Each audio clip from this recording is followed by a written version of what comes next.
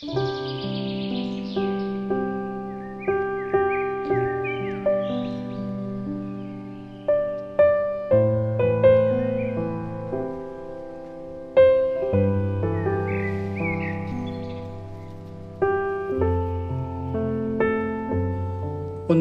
2021년 8월 19일 연중 제20주간 목요일입니다. 마테오가 전한 거룩한 복음입니다.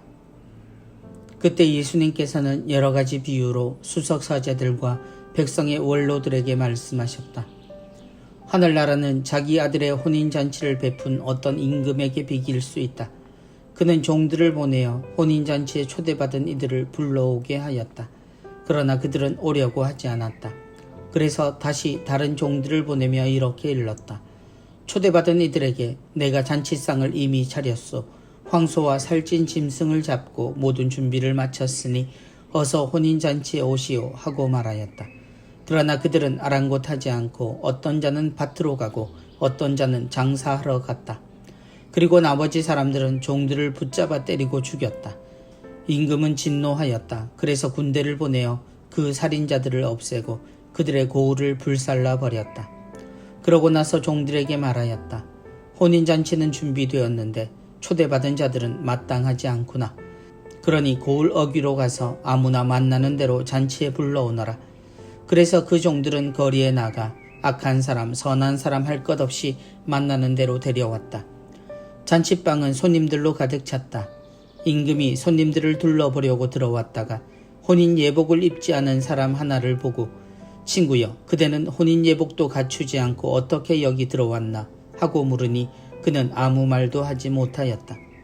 그러자 임금이 하인들에게 말하였다. 이자의 손과 발을 묶어서 바깥 어둠 속으로 내던져 버려라.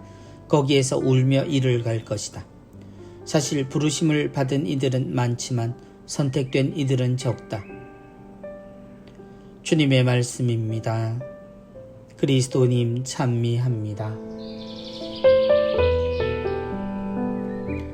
그들은 아랑곳하지 않고 어떤 자는 밭으로 가고 어떤 자는 장사하러 갔다. 하느님의 자녀가 되는 순간 우리는 바로 하늘나라를 마주합니다. 우리는 하느님에게서 났음을 알고 사랑이신 하느님께서 우리와 함께 하신다는 것을 알기 때문입니다. 그저 믿음으로만 구원받는다는 주장을 하기에 우리는 그리스도의 생명의 빵을 함께 나누며 살아가는 이들에게 더욱 그러합니다. 하느님의 나라에 우리만의 구원을 주장하는 것은 주제넘고 어리석은 일이지만 하느님을 아는 이들에게 하늘나라는 그야말로 열린 문과 같습니다. 많은 이들이 좁은 문과 좁은 길을 이야기하고 성경을 읊어대지만 우리에게 오신 예수님은 소수의 사람들이 아닌 우리 안에서 우리와 함께 사셨고 아버지 집에는 있을 곳이 많다라고 말씀하셨습니다. 그리고 하늘나라에 대해 우리 모두가 꿈꿀 수 있는 세상에 아주 작은 것들로 이야기를 이어가셨습니다. 오늘 복음에 등장하는 혼인잔치 역시 마찬가지입니다. 임금은 혼인잔치를 차려놓고 초대받은 이들을 기다립니다. 그런데 그곳에 사람이 보이지 않습니다. 모두가 초대를 받았고 문을 열어두었지만 아무도 오지 않았기 때문입니다. 초대장을 확인하는 이가 있는 것도 심판의 과정이 있는 것도 아닌데 말입니다.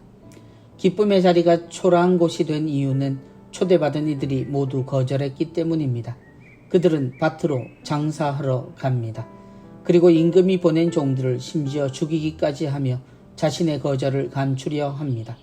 결국 이 잔치는 아무나에게 돌아갑니다. 예수님의 이 이야기로 하늘나라가 왜 세상에서 어려운 곳이 되었는지 알게 하십니다. 그 길은 좁고 힘든 길이고 바늘구멍보다 더 어려운 곳으로 만들어버린 것이 하느님의 칼날 같은 정의의 심판 때문이 아니라 우리가 하느님께 가진 실제 삶의 내용이 그렇게 되어버렸다는 이야기입니다. 어려운 시간들이지만 그 이전에도 지금도 성전을 지키고 있는 사람들이 있습니다. 그들을 보며 20년 동안 묻지만 아직도 사람들은 하늘나라에 들어갈 생각을 하지 못합니다. 자신이 없다고 말하고 그 기준은 너무 어려울 것이라 생각합니다. 죽은 이들을 위해 그렇게도 기도하면서 자신의 영원한 생명에 자신 없어 하는 모습을 보면 우리가 도대체 누구를 믿는지 정말 알고 있는지가 궁금할 때가 많습니다. 초대장 없어도 들어가는 하늘나라. 하느님의 뜻대로 살아가는 이라면 그는 그 자격이 있다고 혼인잔치는 여전히 문이 열려 있습니다. 거절하지 않는다면 그곳에 들어가지 못할 이유가 없다는 것을 그 문 앞에서야 깨닫는 일이 없기를 바랍니다.